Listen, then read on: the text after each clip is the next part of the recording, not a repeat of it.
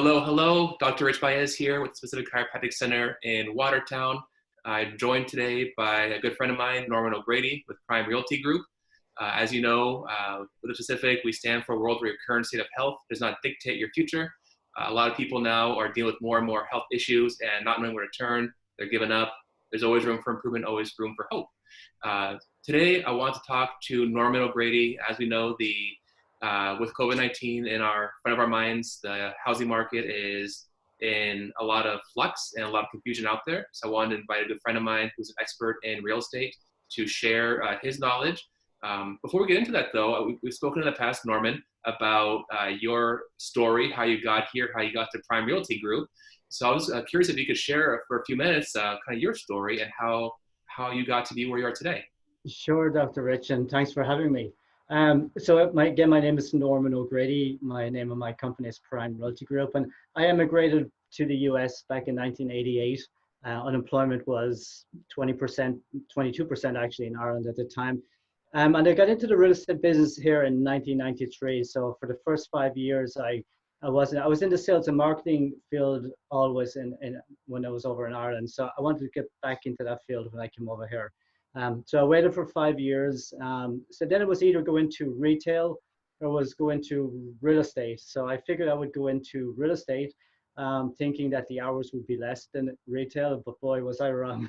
Because now you're working evenings, you're working weekends, you're working bank holidays. But hey, I love what I do. This is the American dream. And if I had to do it over and over again, I would choose real estate in a heartbeat.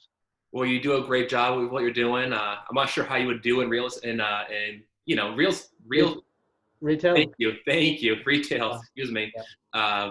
I think that would drive you insane. You're a go-getter and you need more activities. I think you would be confined in that environment. So I was curious. So I know we talked in the past about obviously COVID-19 is front of everyone's mind, the coronavirus. How is that impacting the housing market, and what kind of things can people work on now on their end to prepare for when things get back to more of a normal state? Great question, Dr. Rich. So we're going to see a delayed spring market right now. There is a lot of activity out there. So don't get me wrong when I say there's nothing going on, but the real estate market will be delayed because there's a lot of sellers just holding off until this goes away and things get back to normality. Sellers that don't have to sell right now. There's a lot of buyers that don't have to buy right now. They can wait for a bit. So we're going to see we're going to see a delayed spring market. But once this goes away, the floodgates are going to open, and we're going to be so busy between sellers putting their homes on the market, buyers coming out of the woodwork. But there is a lot of activity going on at the same time right now. We're just doing things a little bit differently. I'm actively out there showing properties with some buyers, 2 properties. Most of these properties are vacant. We just listed a new home a couple of days ago. We actually have it under agreement already. Wow. But the seller has to sell. He needs to move within the next 3 months.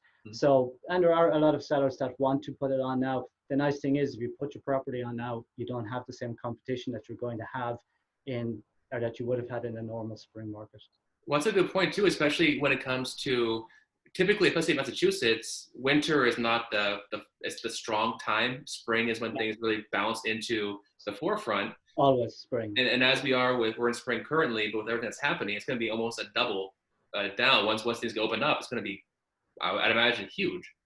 Yeah, typically we see the spring and the fall market are usually the 2 busier markets. The winter is relatively quiet. The summer is relatively quiet. People are doing their own stuff and whatever.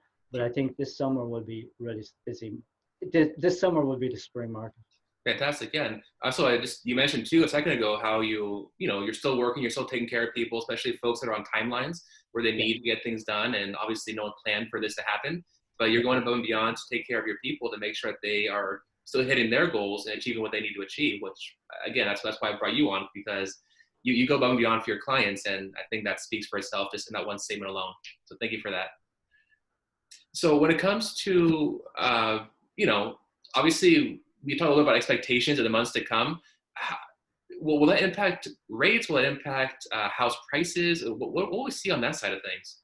So first of all, let me say to your listeners that, this is nothing like what we experienced in 2008, 2009, when we had all of these subprime loans out there. I mean, subprimes were just widely prevalent back then. Over a third of the homes that actually went under agreement or that sold back then were subprime. People had, adjustable rate mortgages. People had high interest rates. Nothing like that is happening right now. So I don't see the prices going down at all. When we came into this pandemic, we had a shortage of properties. We are going to see a big shortage of properties coming out of this pandemic. We had low interest rates coming in. We're actually going to have lower interest rates going down because they're fluctuating all the time. Yeah. So once once we get back to a normal market, we are going to see we're going to see a lot of activity and a lot of homes going under agreement. And also this will stimulate the economy, because when people are out there buying homes, we've got real estate attorneys involved, we've got mortgage brokers involved, we've got underwriters involved, we've got a plethora of people. But also when they close on the property, then, they're going to Home Depot, they're going to Lowe's, they're going to all of these box stores, they're doing home repairs, they're hiring cleaning people. So it stimulates the economy also. So the real estate market has an effect on the actual economy. Absolutely, absolutely. And definitely the market, we're going to have a robust market, I think, and prices will absolutely stay the way they are. So we're not going to see, a fluctuate in the prices. I honestly don't think so anyway. Beautiful, and I trust that advice. So obviously, as things go into the summer market where it's going to be this big boom, having a team in place sounds very important. So obviously you build a great team around you to help when people, as things do get crazy, you're going to be in a good position to help all those people coming to you. Yeah, no, we have, well, first of all, I have a team of eight associates. So, we're pretty busy even now. We're all actively running around. Not as much, so we do get to take some downtime. But we have a lot of sellers out there that are calling and asking, what should I do, Norman? And obviously, whatever they feel comfortable doing. And there's a lot of them that just, should wait to have children at home and they don't have to sell immediately. But yes, we're putting systems in place, and this is something we're all in this together, and this too shall pass. It's just going to take some time. Yeah, that's a great message. And like I said, all we can do now is prepare for when things do get back to a little bit more of a normal scenario. And I think we're all doing our part, whether it be in the real estate market or other avenues. We're all trying our best to do the best we can to keep serving our people. That's all we can do, and be there for each other. I think that's a great message to kind of wind things down on.